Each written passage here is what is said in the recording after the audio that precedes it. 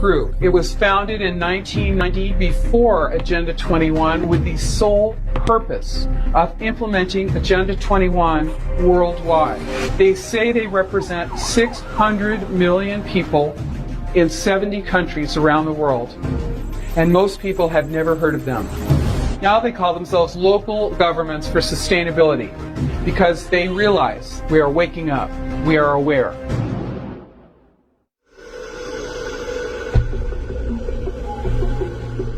I think it's around 2005 I was elected to Citizens Oversight Committee for a huge redevelopment project in my town.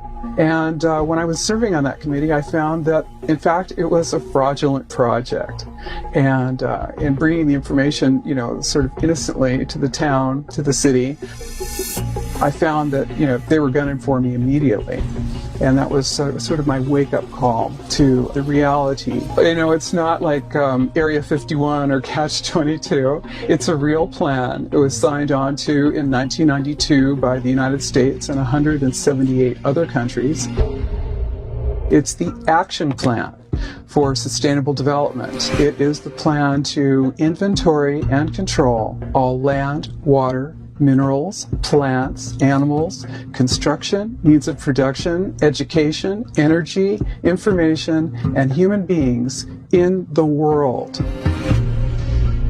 The thing that is really incredible is that it's not something that's way out there like in 1992. It's right now being implemented all over in every town. And of course, it's all over the country and all over the nation. It's an arrogant plan that the idea of regionalization, of course, here in the United States, we have city, county, state, and federal. And we elect all of those levels of government. That's, the people have representative government. But regional government, regional governance is unelected boards and commissions that actually make the rules and direct what happens in your city, county, or state. So in this case, it's MTC, the Metropolitan Transportation Commission, and ABAG, the Association for Bay Area Governments. Right. These are regional boards. They're going to be directing what's happening here in the Bay Area for 28 years and restricting our land use. There are 500 metropolitan planning organizations in the United States. So it's all over the U.S. and of course it's around the world. It's a crazy plan. We're not crazy. The plan itself is crazy. And they use these sort of visioning meetings, are actually using a technique to sort of channelize political thought or, people's opinion into a predetermined outcome while giving them the impression that it was all their idea. So aren't you smart? You created that plan all on your own, even though it's the identical plan all over the United States.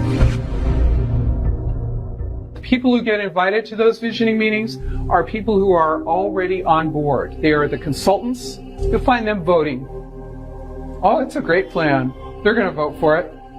You'll have unelected people who are on boards and commissions. You have people who are coming out of the neighborhoods who have been identified as being willing to go along, to get along. Those people are often elevated to positions of power. They're elected as neighborhood association presidents by default. No one shows up. They say they represent the entire neighborhood. And this is who the stakeholders are considered to be. And what's unsustainable? Private vehicles, private single-family homes, tillage, livestock, air conditioning, appliances. Right. These are considered to be unsustainable, according to this plan. Because it's a global plan, but it's implemented locally. And people are eager to get this information. And to understand that this is not a conservative or, point of view. It's difficult to hear this when you're progressive. It sort of contradicts your entire worldview, because the educational system has indoctrinated children all the way up through to postgraduate school in sustainable development principles. It is global. It's all over in every country. And most every country has a local Agenda 21 guideline and program. So I think what's happening now, though, is that awareness is really coming to the fore, because awareness is the first step in the resistance. Well, I think they do know better, but the deal is that, of course, these plans are set up to use the Delphi technique to actually channel and propagandize the public into the outcome that is desired by this plan. So people who are serving, our local officials are being propagandized by their own staff. Right. And the staff, of course, is being propagandized by the American Planning Association, which put out a 12-week-long boot camp about how to handle people like me who are telling the truth about these plans. This is really an indoctrination plan, and it is really about taking away your individual freedom, your right to have and own and use your private property. And our nation is founded on private property ownership, and we are losing our freedom. And that is why we are out there trying to get people on board to assist in working on that. If you're in the county, if you're in an unincorporated town in the county, or if you're just out in the county, literally this plan says that 100% of development has to be within the urbanized areas, basically taking conservation easements over the entire county areas in the San Francisco Bay without paying for them. And literally you will not be able to build in the county areas. Agenda 21 is about empowering non-governmental organizations and regional boards and these are not elected by us. The way that I think about it is if you're looking at something that doesn't make any sense, it's probably Agenda 21. Globalization is the standardization of all systems, and Common Core is standardization of education. If you don't have enough people using public transportation, let's pack them all into, these areas right near the stations, the train stations, and then we'll have people using transit.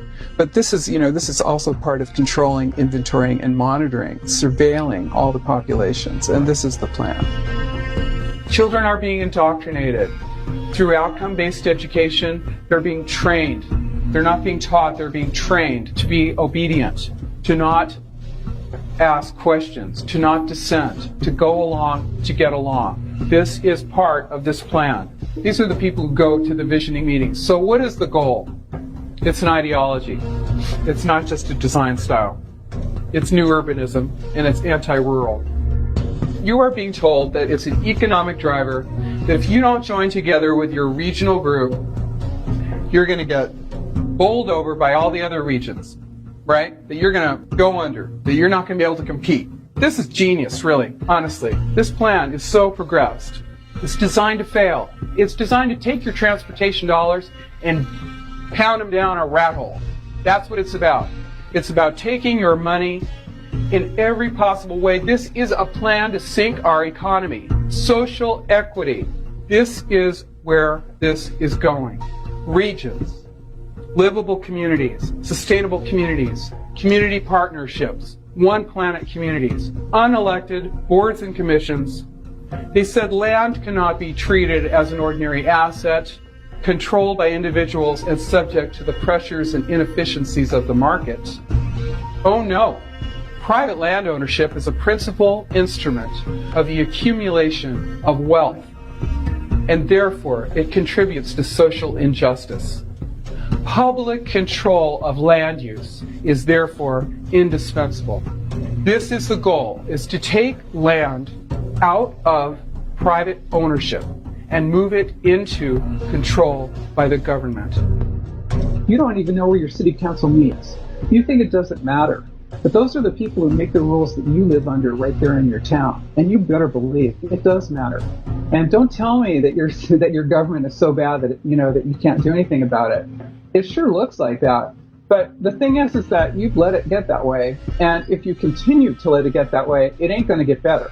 So what you need to do is actually occupy your government, to take a term that I think was really misused, to actually go and be your government. Yeah, we're in the end game here. There's not a lot of time left, so you should have been doing this a while ago. But the thing is that you need to know what Agenda 21 looks like, and you need to recognize it so that when you see it in your city, you can go and talk about it. You can, first of all, get yourself elected. You can run for office and not get elected, but talk about it. You can stand, up in your city council. Every single item on that agenda is probably related to Agenda 21, if you know what you're looking for. Take down their Delphi meetings where they're manipulating public opinion so that you won't make trouble for them. Because really, they don't want you to make trouble. They're hoping that they don't have to bring out the cops. So they're really wanting to, keep you in your seat and keep you at home quiet. So that's what you don't want to be, is the person who sits at home. So you want to take this on, you want to spread this information. You can do it with flyers, you can do it with mailers, you can spend a little money, you can make some videos, you can share them with people. Because just knowing without doing something about it is simply not enough at this time. So you have to become more politically active